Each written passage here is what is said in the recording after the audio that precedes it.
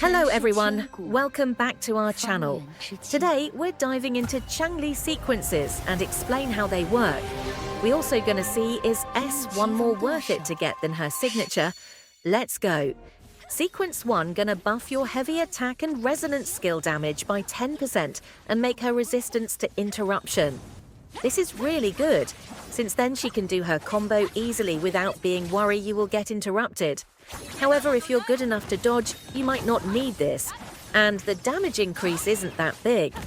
Sequence 2 gonna increases her crit damage by 30%, meaning more damage. Not that big, but decent since you can get 30% easily just from Echo. Sequence 3 increase your resonance liberation by 80%. This is the big one, since her ultimate are one of her main damage. So if you're planning to get more sequences, I definitely recommend this. Sequence 4 makes her intro skill increases all team members' attack by 20% that last for 30 seconds. This is not that huge of an increase, but it makes her support abilities better. Sequence 5 increase her heavy attack by 50%, and when she release her heavy attack, her attack are increased by an additional 50%. This one is actually really good since her kit revolved around her heavy attack, and it also increase her attack, which give her tons of damage. Sequence 6 will make her resonance skill, heavy attack and resonance liberation to ignore an additional 40% of the target's defense when dealing damage.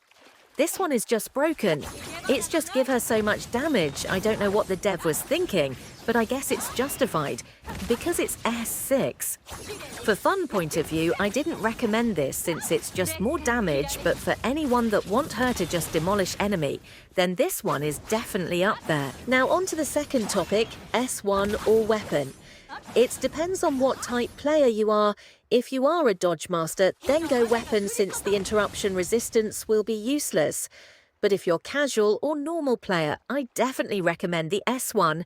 The interruption resistance make her so much better to play, and you won't need to worry about your combo being ruined.